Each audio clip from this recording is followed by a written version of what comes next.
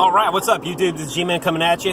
Got an opportunity here to use the lights and give you guys a show. So, we're doing it. I even got some more cool lights here. It gets really awesome in my car.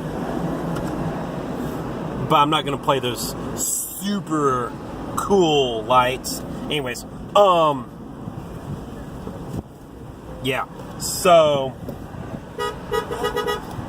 back with part number 15 of my response to Kent Hovind and Sungenis with Flat Earth, Flat Wrong. And let's just get right into it. The Bible sometimes is a very complicated book to understand because it's written over 1,500 years by many different authors.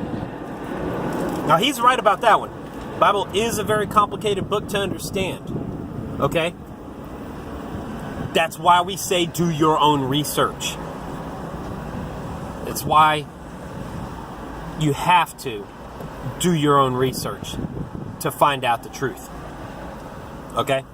If you go back and you do your own research, I heard it said just the other day, you will hardly ever come to the same conclusions that what is taught in modern is the official mainstream story.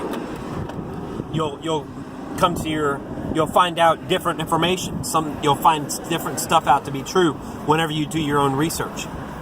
But don't ever stop doing your own research. Don't ever stop digging, because you might have not dug far enough to find the truth yet.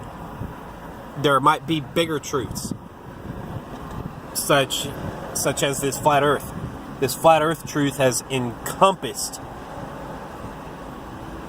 the lives of many, many people. There are people who are betting their lives on it because they bet their lives on the Word of God. I bet my life on the Word of God. And now I believe that the earth is flat. I bet my life on it. With a certain message that it wants to give, and yet it will dabble in science, it will dabble in cosmology and things like that, but it won't give us clear-cut, definitive answers. If you want them, you got to search real deep, and sometimes you'll come up empty. But the Bible doesn't give us clear-cut, definitive answers. If you want them, you got to search deep, and even then, sometimes you'll come up empty. For every major area of life, the Bible does give clear-cut, definitive answers. The shape of the earth is one of them. You aren't going to come up empty with the shape of the earth. The Bible does teach that the earth is flat. Okay. You get a general picture of cosmology and chronology and all that, as you deal with dinosaurs, because the Bible's very clear in its chronology that the earth isn't more than 6,000 years old. Oh yeah, and how did we come up with that conclusion? By taking the Bible, by calling the lineage from Adam to Jesus, by calling the lineage from Adam to Noah, saying that's all just figurative speaking, it's all just simile, allegory, poetry. No, we came up with it by saying that this is a real timeline. This gives us, this is real. We take it literally. And that's how we came up with it. Now we're looking at the shape of the earth.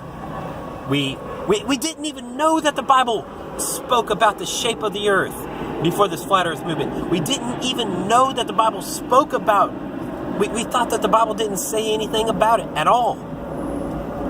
That's what we thought. That's what I thought. I thought that the Bible was just silent on the shape of the earth. Whenever I came upon those verses, such as saying that the earth has corners, such as saying that the earth has pillars and foundations, I just, thought that, I applied that to my flat earth, to my ball earth teachings. I thought that the Bible I thought that the ball, must have pillars, I guess, that extended to the core, which I guess the core could be considered the foundations. And then it had pillars that extended out from it like spokes on a bicycle wheel, only it's a ball, so it's extending out from the core all the way out to the, and I said, okay, there must be some sort of pillars that, we simply haven't discovered yet that's extending to the core of the earth. And because we know the earth is a ball, I never even considered the possibility, oh, wait, that the earth is actually teaching it's flat. And it's, I never considered that as a possibility. But we're taking it literally now. And we are indeed finding out that the Bible teaches that the earth is a ball. All right, let's move on. The Bible teaches the earth is flat. We found out that the Bible teaches that the earth is flat. It's not a ball. There's my, indoctrinated self coming out of me. From my whole life, I believed it was a ball. But now I know that the Bible teaches the earth is flat. I know that they lied about NASA. All right, let's keep on. That's easy. But when you're trying to prove the shape of the earth, the Bible's not very clear on that issue, you see. Yes, it is. It is clear. The first chapter of Genesis describes the creation of a snow globe. The Bible's perfectly clear. God creates the earth first. He creates the firmament on day 2. He put the sun, moon, and stars inside of the firmament. The firmament holds up waters and keeps them from crashing down on us. The birds fly in the firmament. The sun, moon, and stars are in the firmament. Clouds are in the firmament. Everything that we know is in this firmament. Because it's a bowl just right on top of us. All right, let's go on. Matter of fact, in the Hebrew language, there was no word for sphere.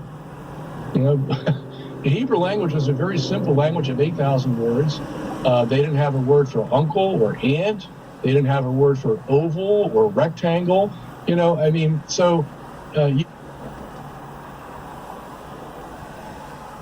that is very interesting. That is very interesting to know. Okay, they didn't have words for all of these things. Very interesting. Let's keep on. In order to tell what the Bible's saying in a certain passage, you have to see the context, probably the intent of the author, and then you have to compare that passage with other passages in order to come up with possibly a comfortable answer to that, and still not knowing what the truth of that may be. I'll give you an example of this. In Isaiah 40, verse 22, the verse says, "The God is above, and He." Yeah, what he's talking about is you've got to apply. Whenever you look at the Bible, you've got to apply what is called the high C techniques: hermeneutics, isagogics, categories of doctrine, etymologies, and exegesis. The high C technique in order to understand the Bible. You've got to go back and read it and get into the mind of the author and figure out what was the author trying to teach. What was the author thinking when he wrote this? What was his mindset when he wrote it? Because if you can figure that out, that is authoritative. All right, let's get some more. Sees all the inhabitants of the earth as grasshoppers, but when he's looking above, he sees the circle of the earth. Okay, the circle.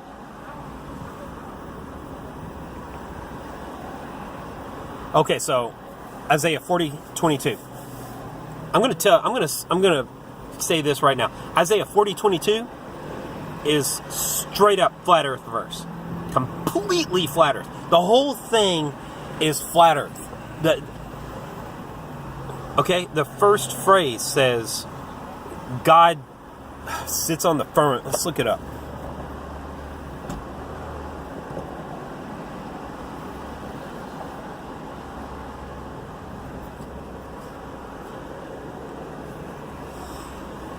Okay, we're at 10 minutes. We're going to look it up in the next video. All right, G-Man out.